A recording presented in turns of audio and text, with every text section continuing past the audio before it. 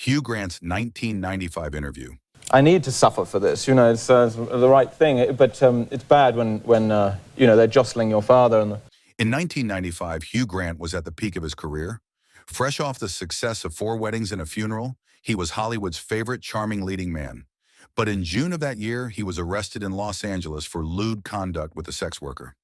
2 weeks later, instead of avoiding the media or issuing a PR statement, Grant appeared on The Tonight Show with Jay Leno.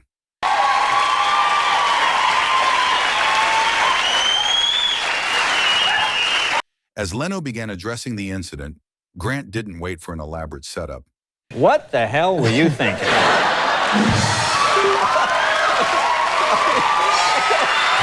He simply sighed and admitted, "I did a bad thing. That's it. No excuses." I think you know in life pretty much what's a good thing to do and what's a bad thing, and I did a bad thing, and there you have it. No blaming stress, alcohol, or Hollywood pressure. He just owns it. You know, I was under pressure, I was overtired, or I was lonely, or... And that honesty, it kind of worked. Despite the controversy, his career remained intact. What has been the reaction from the public? The public has been really fantastic. In this case, really, you know, my girlfriend and my family and stuff like that. He went on to star in major films like Notting Hill and Bridget Jones's Diary, proving that his straightforward approach had resonated with the public. Tiger Woods' 2010 public apology. I am deeply sorry for my irresponsible and selfish behavior I engaged in. In 2009, Tiger Woods' world fell apart. The National Enquirer exposed his extramarital affairs. You've been a master of control your entire life. How did things get so out of control? And as more women came forward, the scandal escalated. Were there moments you thought you should stop, but didn't? Yeah. I tried to stop and I couldn't stop. Then came the infamous Thanksgiving night car crash outside his Florida home, with rumors that his wife, Elin Nordegren, had chased him with a golf club. How did you crash the car? I wasn't going very fast, but unfortunately, I hit a few things. The media frenzy was relentless, and by early 2010, sponsors like Gatorade and Accenture had cut ties. His pristine image was in ruins, and his golf career was on hold. After 3 months of silence, Woods reappeared on February 19, 2010, with a carefully controlled 14-minute apology. I want to say to each of you, simply and directly, I am deeply sorry for my irresponsible and selfish behavior I engaged in. In a stiff, scripted statement, he admitted, "I was unfaithful. I had affairs. I cheated." I was unfaithful. I had affairs. I cheated. What I did is not acceptable, and I am the only person to blame. He apologized to his family, fans, and even defended his Buddhist beliefs in response to speculation about his moral downfall. It teaches me to stop following every impulse and to learn restraint. No reporters were allowed to ask questions, and his robotic delivery left many feeling the apology was calculated rather than sincere. Lance Armstrong's 2013 interview with Oprah Winfrey. My answer by saying that this is too late. I view this situation as one big lie. For over a decade, Lance Armstrong was a cycling celebrity. With 7 consecutive Tour de France victories, a cancer survival story, and his Livestrong Foundation, he was a global hero. It was surreal to watch. You have to understand, this is a man who has fought with everything he could to maintain this lie. However, rumors about doping had dogged him for years. Every time an accusation came, Armstrong denied it, calling those who questioned him liars and even suing journalists. He swore he was clean. He has fought with everything he could to maintain this lie through vicious attacks, threats, and lawsuits. But eventually, the U.S. Anti-Doping Agency discovered a massive doping scheme. Armstrong was stripped of all his Tour de France titles, his sponsors abandoned him, and Livestrong cut ties. His reputation was shattered. But last night, Lance Armstrong came clean, almost as if he just decided to flip a switch from somewhere deep inside. In an attempt to rebuild his image, Armstrong sat down for a high-profile interview with Oprah Winfrey in January 2013. I'd like you to walk me through it. Were there, pill deliveries and blood in secret refrigerators? How did it work? This wasn't just any press conference. It was Oprah, the queen of celebrity confessions. When Oprah bluntly asked if he had ever used performance-enhancing drugs, Armstrong simply responded, yes. Did you ever blood dope or use blood transfusions to enhance your cycling performance? Yes. In that moment, years of denials crumbled. Over the course of the two-night interview, Armstrong admitted to doping throughout all his Tour de France wins. In all 7 of your Tour de France victories, did you ever take banned substances or blood dope? Yes. And confessed to lying for years. He even suggested that he might not have been caught if not for his 2009 comeback attempt. In your opinion, was it humanly possible to win the Tour de France without doping 7 times in a row? Not in my opinion. Paula Deen's 2013 Today Show interview. We're going to be here Friday. You basically said you were exhausted. You told me you were distraught. How are you doing today? I was just overwhelmed. Paula Deen was one of the most famous celebrity chefs in America, the queen of butter, Southern comfort food, and over-the-top personality. She had TV shows, cookbooks, restaurants, and everything. Then came June 2013. A lawsuit surfaces alleging workplace discrimination and racism at her restaurants. Are you a racist? No. No, I'm not. By birth, by choice, by osmosis, you don't feel you have racist tendencies? No. And the big headline? She admitted in a deposition that she had used the N-word in the past. Whether you use the N-word or not. The day I used that word, it was a world ago. The backlash was instant. The Food Network dropped her. Walmart, Target, and other major retailers cut ties. People were furious. The Food Network says no more. Smithfield Foods said they're severing ties with you. QVC, a big partner of yours, is weighing their options. Paula's empire was crumbling. So what did she do? She booked an interview with Matt Lauer on the Today Show to explain herself. She showed up looking shaken, eyes puffy, like she had been crying all night. Do you think you've been treated fairly by your business partners? They let me say this. And from the moment it starts, you can tell. This was not going well. Matt Lauer asked straight up, "Are you a racist?" Is Paula Deen a racist? So I'll ask it to you bluntly. Are you a racist? And Paula, instead of giving a clear answer, starts rambling. She says, "I believe that every creature on this earth was created equal." She kept going, talking about how she doesn't understand why people are mad at her. I believe that every creature on this earth, every one of God's creatures was created equal. How she's being unfairly treated. And at one point, she even pleaded to the audience, if there's anyone out there that has never said something that they wish they could take back, please pick up that stone and throw it so hard at my head that it kills me. I wish they could take back. If you're out there, please pick up that stone and throw it so hard in my head that it kills me. Please. Paula never really apologizes properly. She was crying, yes, but instead of showing real remorse, she keeps acting like she's the victim. The interview was mocked everywhere.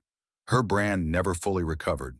She lost millions, and while she's still around, she never got back to that Food Network level of fame.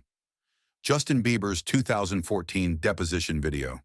Is this an interview or a deposition? I'm confused. Please, sir. In 2014, Justin Bieber was in the middle of his bad boy phase. He was doing things like racing cars, throwing eggs at his neighbor's house, and partying all the time. He was causing trouble, and then he got involved in a lawsuit because his bodyguard was accused of attacking a photographer. Are you aware that Scooter Braun knows that your bodyguards have attacked photographers? What objection to form? What kind of question is that? That didn't make sense. That's correct. This meant Bieber had to sit for a legal interview, called a deposition, to answer questions. From the start, Bieber acted very rude and disrespectful. He sat in his chair like he didn't care, rolling his eyes and smirking. Questions. If you have a question about my question, Today is not you have the right to be clear for you to be able to be clear. When asked if he had ever been to Australia, he acted confused and sarcastically said, "I don't know if I've been to Australia. Have I been to Australia?" You remember being in Australia ever? I don't know if I've been to Australia. I've been to Australia? Then when asked about his mentor, Usher, Bieber said, "I think I was detrimental to my own career." Is it true that Usher was very instrumental in setting the path? That was the last question. I was found on YouTube. I think that I was detrimental to my own career. But the worst part was when the lawyer asked about Selena Gomez. Bieber got really angry, stared at the camera, and said, "Don't ever ask me about her again." Have you ever talked with Selena Gomez? Don't ask me about her again. Instead of treating this serious legal interview like an adult, Bieber made it into a show, acting like he was too cool for it all. Don't ask me about her again. Don't ask me about her again. Have you ever? Don't ask me about her again. Don't ask me about her again. It was clear he didn't take the situation seriously, which made people think he was acting like a spoiled teenager. Miley Cyrus's 2013 MTV VMA performance backlash. In 2013, Miley Cyrus completely flipped the script. Gone was the sweet, wholesome Hannah Montana that everyone knew and loved. Instead, she was all about being bold and rebellious, and she chose the MTV Video Music Awards to show the world her new avatar. Her performance started with her wearing a bear-themed outfit. But as soon as Robin Thicke came out to sing Blurred Lines, Miley ripped off that costume to reveal a barely there, nude-colored bikini. The crowd was already taken aback, but what happened next?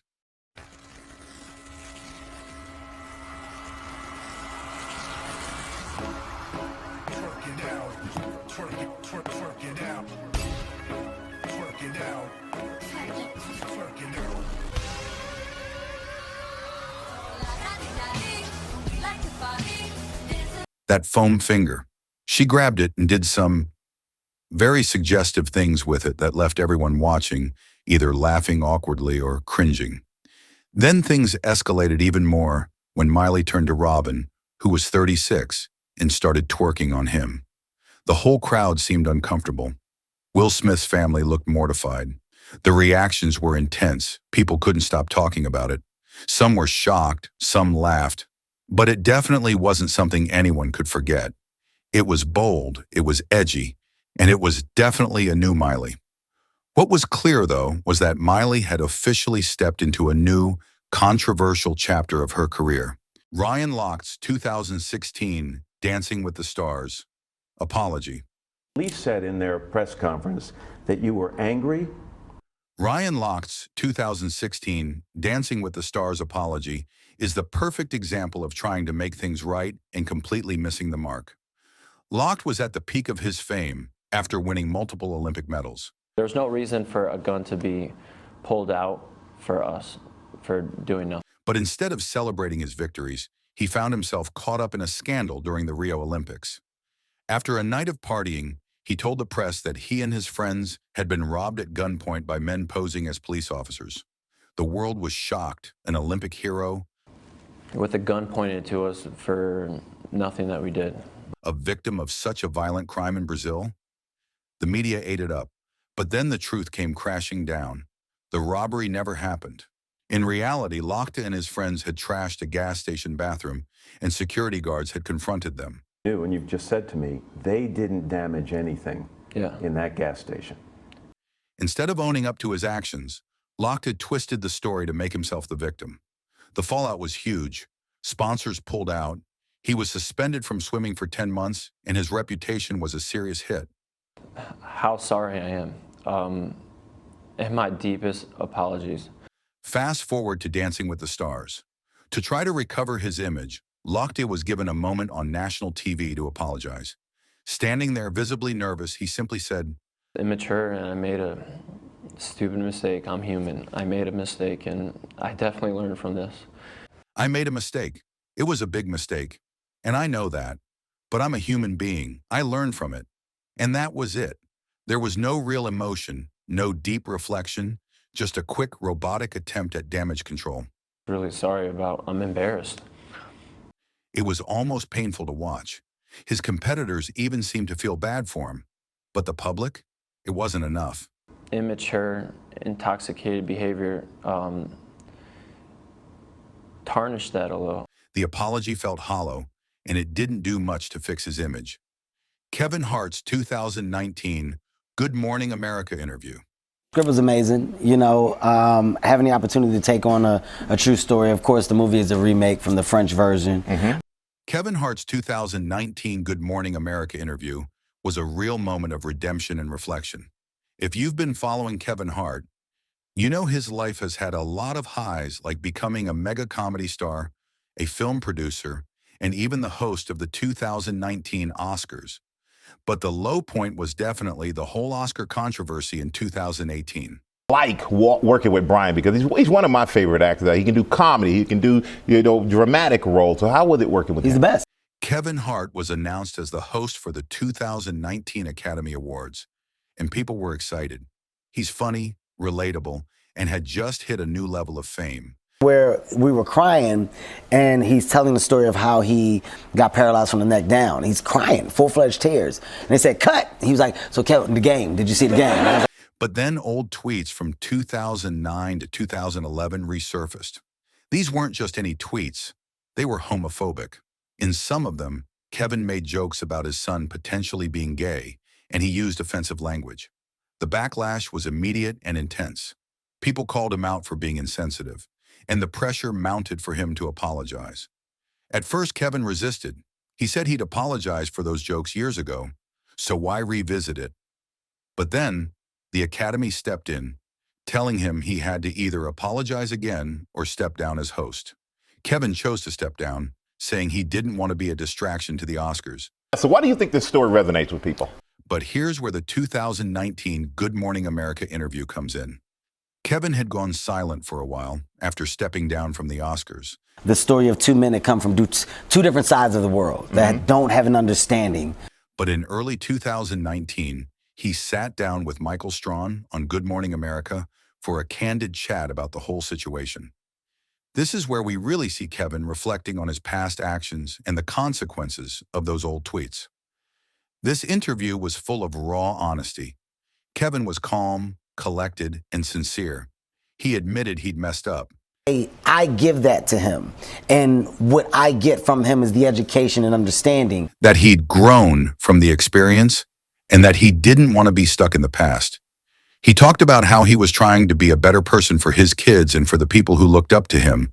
But in a classic Kevin Hart moment, he still threw in some humor, like when he said he was too old to be trying to relive things. Megyn Kelly's 2018 blackface comments apology. I begin with two words. I'm sorry. Megyn Kelly's 2018 blackface comments were a huge scandal and a major example of how tone-deaf comments can blow up. In October 2018, Megyn Kelly, a former Fox News anchor, I defended the idea, saying as long as it was respectful and part of a Halloween costume, it seemed okay. Was talking about Halloween costumes on air. They were discussing what costumes were inappropriate or offensive. Then Kelly made an offhand comment saying it was okay to wear blackface for Halloween if you were dressing as a character like Diana Ross. She even mentioned that when she was growing up, it was acceptable, and she didn't see it as offensive. This was a huge problem. In 2018, everyone knew blackface was racist and offensive. That given the history of blackface being used in awful ways by racists in this country, it wasn't something you could just shrug off. People immediately pointed out how out of touch she was, showing a lack of understanding of racism and cultural issues. Social media blew up with backlash. Celebrities, activists, and fans were all calling her out to disrespect Black history. People wanted an apology, and Megyn Kelly gave one. well, I was wrong, and I am sorry. The next day, she apologized on air, saying she was wrong and that she never meant to offend anyone. One of the great parts of sitting in this chair each day is getting to discuss different points of view. Sometimes I talk and sometimes I listen. She said she'd learned from her mistake and would do better, but the apology didn't feel genuine to many people. Kristen Stewart's 2012 apology for infidelity. Stewart now out with a stunning apology yesterday. In 2012, Kristen Stewart's affair with director Rupert Sanders sent shockwaves through Hollywood and the Twilight fandom. Does this do to Kristen and to the Twilight movie coming out later this fall? I think the damage is personal. There's nothing worse than personal humiliation. At the time, she was dating her Twilight co-star Robert Pattinson, and their relationship was a massive part of the franchise's appeal. When paparazzi photos surfaced of Stewart kissing Sanders, who was married with children, the internet went into meltdown. Their relationship survived a fling with a much older director. Fans felt betrayed, social media exploded, and the scandal dominated headlines. The apology is out there, but how much damage does this do to Kristen and to the Twilight movie coming out later this fall? Rather than issuing a polished PR statement, Stewart released an unusually raw and emotional apology.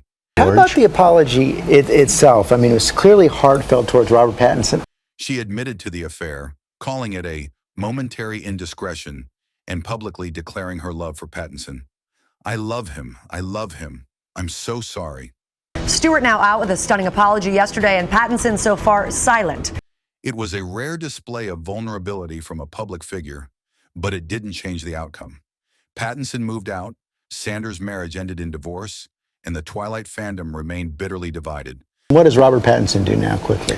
He doesn't say a thing about it. He goes on, he smiles, and he promotes the movie. Some stood by Stewart, while others never forgave her. The scandal took a toll on Stewart's career. She stepped away from mainstream blockbusters and focused on indie films, spending years trying to rebuild her reputation. Roseanne Barr's 2018 interview after racist tweet. My life's work, everything. I made a mistake, and I've paid the price for it. Roseanne Barr's 2018 interview following her racist tweet is one of those moments that still feels uncomfortable to talk about. Started saying I was a racist, which is like the worst thing that you can call a Jewish person, especially one who, like me, grew up with Holocaust survivors. Here's what went down. It was May 2018, and Roseanne Barr was riding high with the reboot of her hit TV show, Roseanne. The series had made a big splash, and the revival was doing really well in the ratings. But then Roseanne posted a tweet that completely derailed everything. In the tweet, Barr compared Valerie Jarrett, a former advisor to President Obama, to an ape. The full tweet said something like, Muslim Brotherhood and Planet of the Apes had a baby, the VJ. The tweet was, of course, deeply offensive and racist, and people immediately reacted with shock and anger. So scared to go outside because I'm like, everyone thinks I'm a racist. You know, and I live on an island where it's all brown people. I'm like, oh, hell, you know. It wasn't just a casual, offhand comment. It was a blatant racist attack, and people weren't having it. Within hours, ABC, the network behind Roseanne, announced that they were canceling the show. They couldn't and wouldn't stand by Barr's comments. Her career in television was in freefall, but the real drama started when Roseanne did an interview on ABC's Good Morning America just a couple of days later, trying to explain herself. The first thing was shock that they were saying it was racial when it's political. And that was a hard one to take. And let's just say it didn't go as planned. In the interview with ABC's Robin Roberts, Barr tried to explain what had happened. She said that she was sorry for the hurt her tweet caused. Made a mistake, obviously. It cost me everything. But then this is where things get really uncomfortable. She tried to downplay it. She claimed that the tweet was a joke and that she didn't mean it the way people took it. She said she didn't even know Valerie Jarrett was black when she made the comparison. She called the tweet stupid, but then, instead of really taking full responsibility, she shifted the blame. Let's really turn this into a teachable moment. We need to talk about race and everything that's connected to it. She kept talking about how she was poorly understood and insisted that her tweet wasn't racist, just a political statement. Shane Dawson's 2020 apology video. I'm so sorry. I am so sorry. Shane Dawson's 2020 apology video is one of the most dissected apology videos on the internet, and for good reason. By the time Shane dropped this video, he was already facing a massive wave of backlash. In 2020, multiple scandals from his past resurfaced, leading to calls for accountability. Right now is very much a time of wanting people to be accountable, wanting punishment for people. These included racist content, problematic comments about minors, and offensive jokes in his older YouTube videos. Just wanting to own up to my shit, wanting to own up to everything I've done on the internet that has hurt people, that has added to a problem, that has not been handled well. Like, I should have been punished for things. The controversy exploded after fans re-examined his past behavior in light of the Me Too movement and growing awareness of problematic content. So, Shane Dawson, who had built a massive following on YouTube through his documentary series and comedic skits, decided to release a video titled Taking Accountability. I'm going to apologize for a lot of things that I've done or said in this video, and if you don't accept the apology, that is 100% okay. The video was posted on his channel in June 2020, and he immediately acknowledged that he had messed up in the past.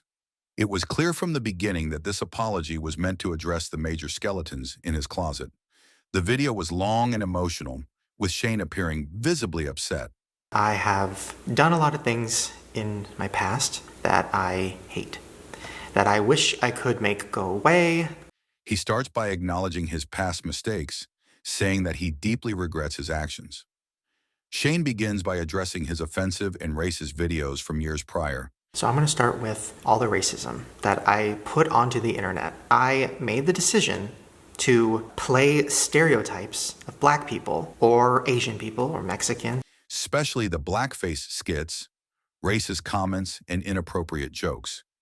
Blackface was something that I did a lot. Like, I did it a lot on my channel. And there's no excuse for it. There's literally no excuse. He says that he was ignorant at the time, and while he claims he never intended to hurt anyone, he admits that he did. And I knew I would never wanted to do it again, but I didn't do the work. I didn't actually look into the history of it. He expresses regret for how his content contributed to harmful stereotypes, and he says that he now understands how damaging those actions were. Ellen DeGeneres' 2020 show opening monologue. If you're watching because you love me, thank you. If you're watching because you don't love me, welcome. By 2020, Ellen was facing serious backlash. For years, the Ellen DeGeneres show was seen as a fun, lighthearted place where celebrities came to chat, dance, and joke around. So happy to be back in the studio. There are a lot of things I want to talk about. I've been looking forward to addressing it all directly, and unfortunately, talking directly to people has been illegal for 6 months. But behind the scenes, something else was happening. A BuzzFeed news article exposed a toxic workplace culture, with former employees accusing the show of harassment, bullying, and unfair treatment. As you may have heard, this summer there were allegations of a toxic work environment at our show. And then there was an investigation. I learned that things happened here that never should have happened. When the season 18 premiere aired in September 2020, Ellen had to address the controversy. This was her chance to own up to it, to take real responsibility. I know that I'm in a position of privilege and power, and I realize that with that comes responsibility, and I take responsibility for what happens at my show. But things didn't go very well. She did say, "I'm so sorry to those who were hurt, and I'm not here to make excuses, but it just made everything feel off." I learned that things happened here that never should have happened. I take that very seriously, and I want to say I am so sorry to the people who were affected. The apology didn't work. Ratings dropped, and within a year, the Ellen DeGeneres show announced it was coming to an end. R. Kelly's 2019 interview with Gayle King. I gave y'all 30 years of my career. Robert. 30 years of my career. Y'all trying to kill me. By 2019, R. Kelly was already in deep legal trouble. The accusations against him dating back to the early 2000s, with allegations of abuse and misconduct towards underage girls, had finally caught up to him. You agreed to do it. Why are you sitting down with us today? I'm very tired of all of the lies. I've been hearing things and, and seeing things on the blogs, and, I'm just tired. After surviving years of rumors, legal battles, and several scandals. Got little girls trapped in the basement, helicopters over my house, trying to rescue someone that doesn't need rescuing because they're not in my house. Kelly was arrested and charged with multiple counts of sexual abuse, including criminal sexual assault. Have you done anything that you regret? Have you done anything wrong? Lots of things wrong. The interview was filled with tension. Kelly starts off appearing calm, but as Gail presses him about the allegations, Why would these women say the same thing about you? That you are controlling, that you are abusive, that you tell women when to eat, when to go to the bathroom, when they can sleep, where they can dress. his demeanor shifts. His body language becomes more erratic, his voice louder. Just like that. All you have to do is push a button on your phone and say, so-and-so did this to me. R. Kelly did this to me. And if you get any traction from that. The moment everyone remembers, Kelly gets up from his chair, starts yelling, and has a full-on meltdown. I have a relationship with my kids, and I can't do it. Y'all just don't want to believe the truth. You don't want to believe it. He's crying, his voice cracks, and he literally pounds his fists on the table. I need somebody to help me not have a big heart, because my heart is so big. People betray me, and I keep forgiving them. He screams, "I'm fighting for my fuck-samas life." Ogden says, "Y'all killing me with this sutrate." This is not me. I'm fighting for my life. Y'all killing me with this. He denied all the allegations, said the people accusing him are lying, and even went as far as claiming he's being set up by people trying to bring him down. It didn't go very well, and he ended up losing the bit of respect he had.